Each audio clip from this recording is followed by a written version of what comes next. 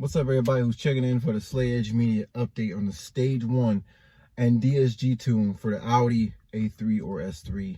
For the Audi A3, this is for the 2.0 turbo review. I did DSG and Stage 1, so it's been about a little over a month, give or take. I'm just gonna do a drive and just tell you guys my experience. First off, when I turn on, I get a lot more of that engine noise. I still have the stock exhaust. I got a downpipe and I'm ready to go to stage 2 and stuff, but I don't want to do an exhaust like a muffler swap because it's extra loud.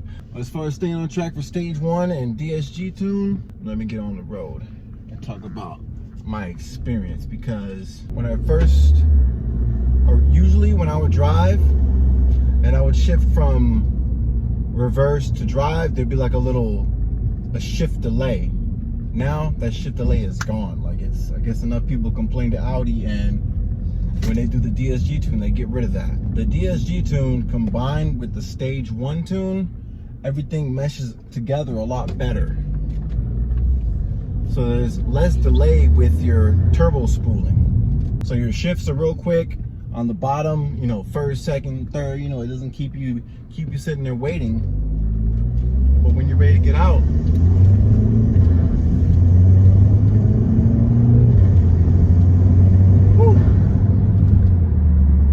the acceleration is not immediately like a Tesla or something, because Tesla has the quickest acceleration, obviously. But for these lightweight Audis, lightweight Audis with their Quattro, you know, it's up there. It's doing pretty good. I wouldn't say it's as fast as Tesla, but when I get going, I'm going. When you're cruising on the road, it sticks in 4th gear for a minute. It doesn't just switch to 5th gear right away. It lets you enjoy it, you know. And when you want to go a little bit faster, if you are accelerating, it doesn't shift right away. It actually stays in that gear. Especially when you start accelerating more, it's like it doesn't shift to 5th gear until you pass 50 pretty much. And also when you're driving down the road regularly, it doesn't really shift to 6th gear at all, unless you're doing above 60. But on most roads, the speed limit is about like 45, unless you go over the freeway. So, you know, it stays in 5th gear. Sometimes to save gas, I'll have to switch over to manual. Like, say if I'm low on gas and I want to save gas and I want to be driving sporting, I have to switch to manual and shift up just so I can drive the old way. The tune has given me enough to where I feel comfortable enough driving in just D. I don't even necessarily feel like I have to go to manual mode for me to be able to get that good responsive driving that I like. To be able to get the most out of each gear, like I used to have to go to manual to be able to do that. Now I can just do it straight from automatic. I don't need, or D I should say. Now manual is like not even really necessary. D gives me enough. So right now I'm cruising 45 and it's still in 4th. Even after I accelerate a little bit, I shot up to 50 real quick, then it shifted. Before that it didn't shift. But I coast right now just under 50 and it's still in 5th gear. But if I accelerate a little bit, it shifts down to 4 quick. Instead of shifting down all the way to like 3rd gear like it used to before, it would shift down too low, and then you're like revving all extreme and your RPMs are extra high. It's like, man, I didn't want that. I just want you to downshift 1 gear. Now it knows what you want. It has like the driver's mind in mind. It's like a driver who is used to driving stock switch over to the M just to be able to get gears going the way they want them to do. They programmed D according to that, you know, driver mode, automatic. So I'm turning around, I'm gonna tell you what gears I'm in. 2, still in 2, get a little spool. Still in 3rd, it stayed in the 3rd all the way to 50. Wow. So this time I got on it a little bit and it stayed into 4th gear all the way up to 80.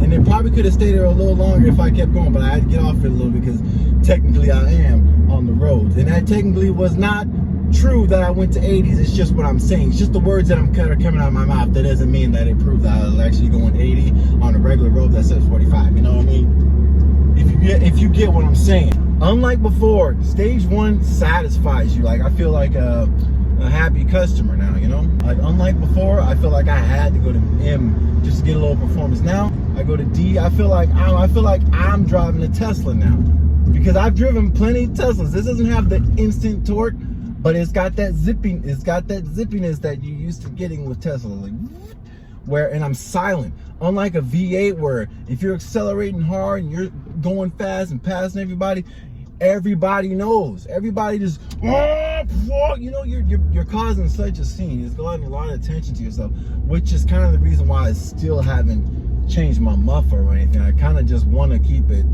quiet. If anything, when I'm contemplating when I install my IS38, whether I should do they have a new tune where you can do the IS38 with the stock downpipe and do E85. So I'm thinking of doing that, or even just with 91, because the tune is you can adjust it. That's the thing. That's the cool thing about IE. You can always go back in there and change your settings for whatever kind of settings you want to do. But when you do flexible, you can do regular gas or ethanol. Get my power, but not necessarily be extra noisy, because I kind of like being a silent assassin for sure. Stage 1, the DSG tune combined with stage 1, any stage. I got stage 1, so you can only go up from there. If I'm this excited from just stage 1, imagine the rest of them. But like, listen to me. Take it from someone who's driven plenty of cars. If you look at I've been driving Teslas for years, and you can look at my YouTube videos. I've driven them. I've only done like one video on them, but over the years, I've driven plenty of them. Took a trip from Arizona to Vegas earlier this year. That's how I can say that it's actually comparable to like Model 3, not the Model S Plaid, not the S Plaid. I ain't talking 0 to 60 in 2.1 seconds. I'm talking about like, this is like close to like a Model 3 status. You know, when you start getting this thing tuned, like imagine a quick Model 3. That's what this one's like.